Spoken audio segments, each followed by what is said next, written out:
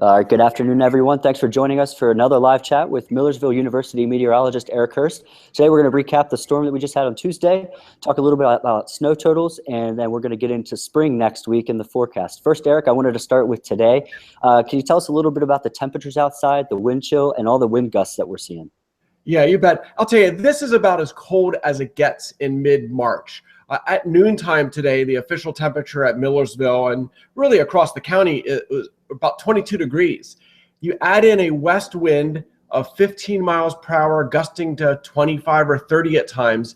That makes for wind chills in the single digits, which is just crazy here for the middle part of March. Normal high temperature, we should be in the low 50s. And of course, just a week or two ago, we were in the 60s. So this is a real slap to the face. You go outside and feel those 7-degree wind chills here at noontime. And it's like, wow, this is what winter was supposed to feel like. Right. Now, what does that mean for the snow that's out there? We talked a little bit about drifting and then the sleet that mixed in. Even with these wind gusts, are we experiencing any difficulties with drift? Yeah, I mean, of course, the high amount of sleet across most of the county has prevented any major drifting.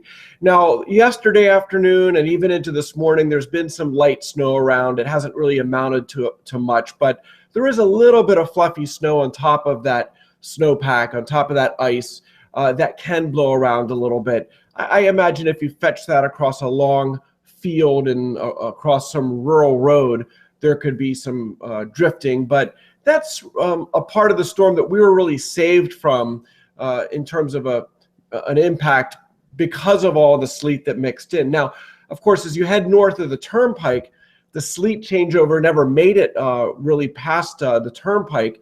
And so the counties to our north, where they got 12 to 24 inches, there is drifting up in that part of Pennsylvania. So traveling north, the cleanup has been slowed by the drifting. Here in Lancaster, not such a big deal, though the cold certainly slows things up and slows the melt off. The sun is strong this time of year, and if it peaks out, you can get a little bit of melting even when temperatures are below freezing. But with the cold pattern we're in, it's going to take some time to melt off what we have out there. Yeah, now this morning we saw a mixture of 2-hour delays and closures for schools. With that warm sun, are we worried about refreeze tonight? And I don't know if you can give us some insight on tomorrow morning, what we might be looking at in terms of more delays or closings. Yeah, well, we are certainly going to be in a freeze-thaw cycle here the next few days and nights as that strong sun yields some midday melting, and then at nighttime with the snow cover, temperatures are going to drop to near record levels. In fact, I think tomorrow night we have a shot at breaking a record low. In terms of the schools and such, I imagine maybe some of the more rural schools could potentially have a delay tomorrow morning because of a slick spots around. The school districts closer to town, perhaps not. This storm, March storms often clean up pretty quickly if you don't have the drifting to deal with. Right. Now, yesterday, let's talk about some hard numbers. Where did we end up with totals around the county? You bet. Well, as we expected, there was quite a range from south to north across the county because of the timing and the duration of the sleet aspect of the storm. The southern part of the county, where they had, really the 6 hours of the storm that it precipitated the heaviest was sleet, so down around Holtwood and Quarryville, very, very heavy sleet, but the total snow and sleet accumulation only about 6 inches. Northern parts of the county, you get near the turnpike, only a little bit of sleet mixed in. So in Lancaster County, I think it was Brickerville that had the highest report of around 16 inches of snow. I'm sure there were other areas up there in that Furnace Hills area of Lancaster County that were also around 16 inches. But you had to go north of the turnpike to find values of snow that were great. Well, Grantville, for instance, in southern Dauphin County, had about 20 inches. Harrisburg International Airport, 17 inches. And then as you head up into Schuylkill County and Northumberland and Lycoming counties, there were multiple reports up in the 18 to 24 inch range, which, that's pretty much where I expected the heaviest snow to fall, was up in that zone north of the Turnpike heading up into the Poconos, and it worked out like a charm with this storm. So sounds like that sleet really compacted and kept the totals down. Now, where does that put us for the average this winter in Lancaster?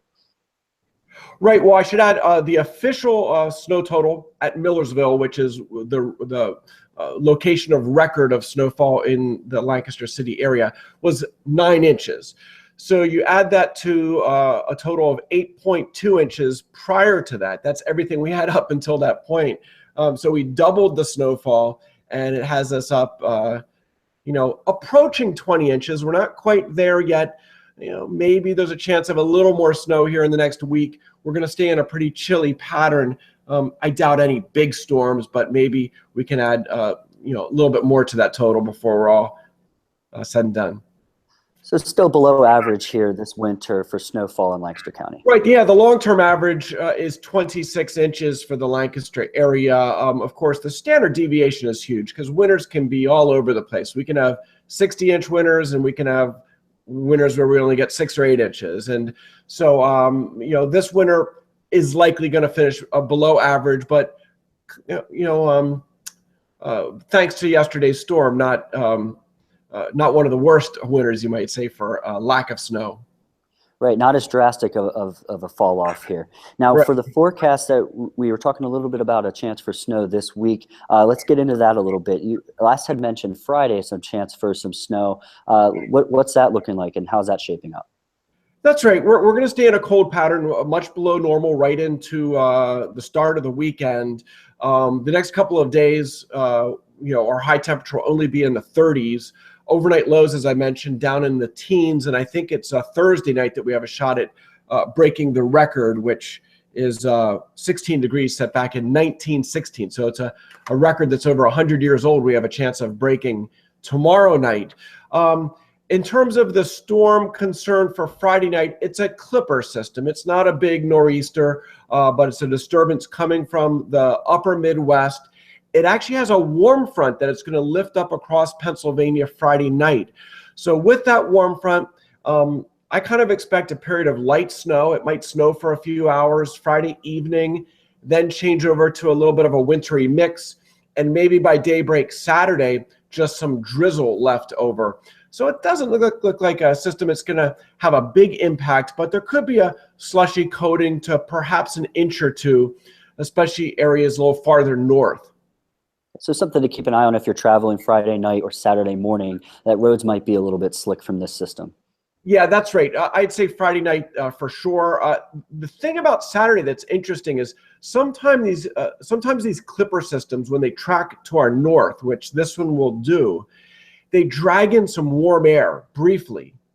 And if I'm right about that, that warm air gets drug in here, we have a shot at actually getting close to 50 degrees Saturday afternoon. Now, don't count on that. Maybe it's only going to be 40 or 45, but I think we have a shot at upper 40s to near 50 Saturday afternoon if that warm air gets pulled north by that clipper. And so that would really accelerate the melt off. Then again, we have a very thick, icy snowpack out there, so it's still going to take some time. It's not going to go away in a couple of days. Right, yeah, and let's talk a little bit more about that. Now, with the official start of spring coming in on Monday, I think early morning Monday, Right. Let's look ahead to the spring forecast. Can we expect warmer weather to move in next week, or is this cold pattern here to stay? Yeah, well, I'll tell you, the jet stream remains very active next week. So there's going to be a couple more disturbances that come flying by. They look more like the clipper type systems. It comes down to the track of those clippers in terms of what the ultimate impact will be here. But I kind of envision the jet stream being almost right across Pennsylvania, which would lend itself to a bit of a roller coaster ride on temperatures. I don't see any real warm days. I kind of doubt we're going to get that like 60 next week. But I could see a couple days that we bounce up perhaps to the low 50s, which would be near average. But then behind clippers, there could be days where we only maybe get into the upper 30s. So I don't think it's as cold next week as what we have out there. In fact, I'm sure it won't be. But still, I think on average next week is going to remain below normal, which means the snowpack we have out there which has a high water content. It's very icy. That's going to take time. It's kind of like a glacier, so it's going to take some time to melt off. I would imagine by maybe next week at this time, next Wednesday perhaps, most of the snow cover is gone, except for the big piles, of course. But I think the first week of spring, next week, is still going to be running a bit below average temperature-wise. So I don't think we'll be out in shorts and T-shirts anytime soon. All right. I don't know how far you have out forecasted, but when can we really start to see some warmth that might move in for the warm weather lovers out there? Yeah, well, like I said, I think a chilly pattern holds for another 7 to perhaps 10 days. So I guess probably that final week, those final days of March, would be maybe the opportunity for ridging to return, the jet stream pattern to kind of de-amplify a bit, and have us see the temperatures pop back to near maybe 60 degrees or get back above average for a few days. But I'll tell you, with this long period of below average temperatures that we're currently seeing and going to see into next week, there's a very good chance that March goes down as a below average month on temperatures. And that's kind of a novel concept this winter because it's been such a mild winter. December was near average, but both January and February were above average. So it's kind of ironic we had to wait till the very end of the winter season to really see winter kind of deliver a punch. And so that's what we're living through right now for the next week or so. Right. We just reversed the months there for averages in terms of winter. Yeah, I think most of us would have preferred maybe if this would have all happened around Christmas, in the end of December. And but hey, we can't control the weather. We just forecast it. So I think maybe I might go skiing this weekend.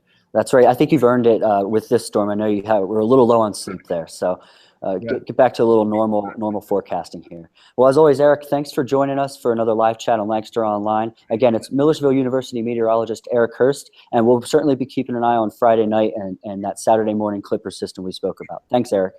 You bet.